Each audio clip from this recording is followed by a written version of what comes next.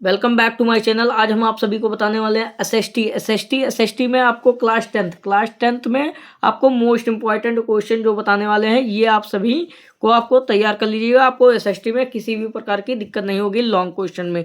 तो पहला क्वेश्चन है हमारा, जर्मनी का एकीकरण प्रक्रिया का विस्तार पूर्वक समझाइए। ये कितने नंबर में आने वाला है? 5 नंबर में आने वाला। 2 से 3 नंबर और 5 नंबर के क्वेश्चन बताने वाले हैं।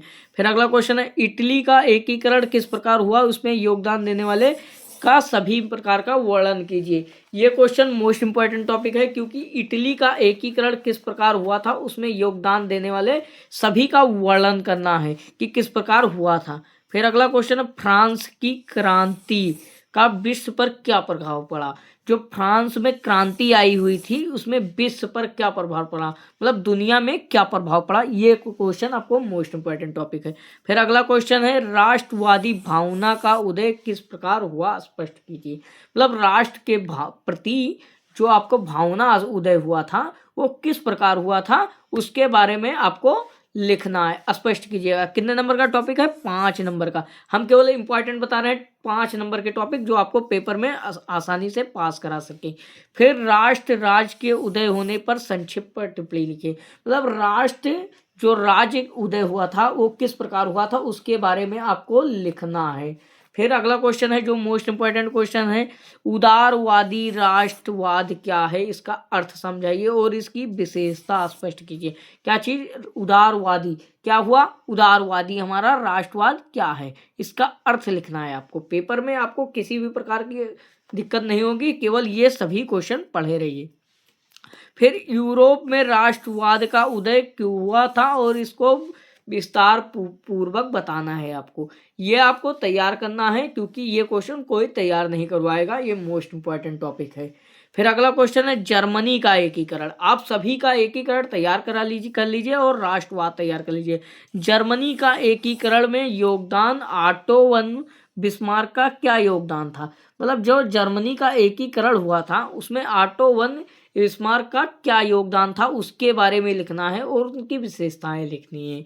फिर अगला क्वेश्चन, यूरोप में संस्कृति के माध्यम से राष्ट्रवाद का विकास किस प्रकार हुआ था। मतलब संस्कृति के माध्यम से राष्ट्रवाद का किस प्रकार उदय हुआ था उसके बारे में आपको स्पष्ट करना। ये पेपर में कोई नहीं बताएगा, इसलिए ये इंपॉर्टेंट क्वेश्चन है। फिर अगला इंपॉर्टेंट क्वेश्चन हम बताने वाले हैं। क्वेश्चन में हम बताने वाले हैं यहाँ पर 3 टॉपिक जो 2-2, 3-3 नंबर के होने वाले हैं। यहाँ पर रॉलेट एक्ट हो गया। रॉलेट एक्ट किस प्रकार लगा था और इसके बारे में आपको लिखना है कि किस प्रकार रॉलेट एक्ट हटाया गया। फिर जलियांवाला बाग हत्याकांड का नरसंहार कब हुआ, मतलब कैसे हुआ और नरसंहार कब हुआ। जलियांवाला हत्याकांड के बारे में आपको वर्णन करना है, 3 नंबर का प्रश्न है। फिर अगला क्वेश्चन है, चोरी चोरा कांड किसको कहते हैं इसके बारे में आपको पता होना चाहिए क्योंकि आप एसएसटी का पेपर देने जा रहे हैं तो ये सब टॉपिक आपको पता होना चाहिए, ये टॉपिक कोई नहीं बताने वाला। फिर अगला क्वेश्चन जो होता है हमारा मोस्ट इंपॉर्टेंट, महात्मा गांधी द्वारा चलाए गए सभी असहयोग आंदोलन, सबने अवज्ञा आंदोलन, भारत छोड़ो आंदोलन, इसके बारे में मतलब असहयोग आंदोलन और सबने अवज्ञा आंदोलन के बारे में आपको विस्तार पूर्वक पता होना चाहिए। मतलब विस्तार पूर्वक आपको पेपर में भी लिखना है और इसके बारे में आपको पता होना चाहिए, जिसके वजह से आपका नंबर 1 भी कटेगा नहीं एसएसटी में और हो सकता है आप 70 में 70 ला सके। कितने नंबर? मतलब 100 में 100 ला सकते हैं। अगर अगला क्वेश्चन देखते हैं, सत्याग्रह और इसके आवेदन विचार पर संक्षिप्त टिप्पणी लिखना। मतलब सत्याग्रह के बारे में आपको लिखना है और विचार के बारे में, सत्याग्रह पर विचार जो हुआ था उसमें बारे में आपको संक्षिप्त टिप्पणी लिखना है जो आपका मोस्ट इंपॉर्टेंट टॉपिक है। क्या है? मोस्ट इंपॉर्टेंट टॉपिक, ये एसएसटी का मोस्ट इंपॉर्टेंट टॉपिक है। अभी हमने बताया असहयोग आंदोलन और सबने अवज्ञा आंदोलन। यहाँ पर लिखना है असहयोग आंदोलन क्यों आरंभ हुआ था, इसका क्यों का कारण है तो 3 नंबर का प्रश्न। कितने नंबर का? 3 नंबर का। जो क्यों लगता है उसमें 2 या 3 नंबर का आता है। तो असहयोग आंदोलन क्यों प्रारंभ हुआ था, इसका मुख्य कार्यक्रम क्या था, तो इसके बारे में आपको वर्णन करना है, इसलिए ये मोस्ट इंपॉर्टेंट टॉपिक है।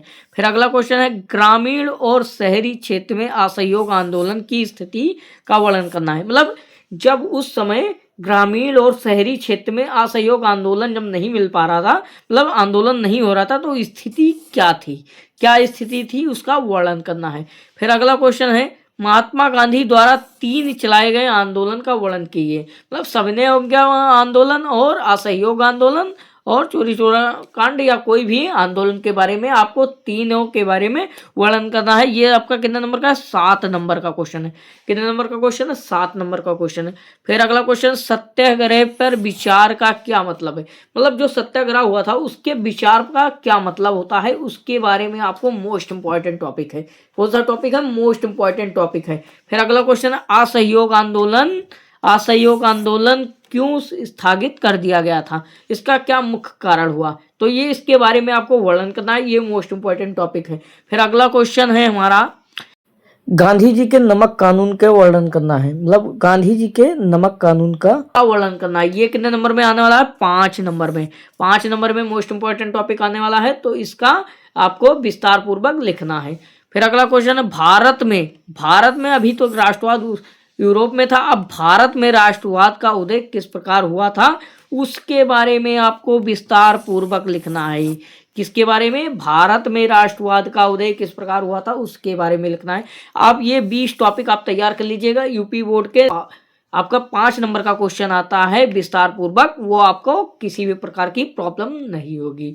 फिर अगला एक मिलते हैं नेक्स्ट टॉपिक में नेक्स्ट वीडियो के साथ।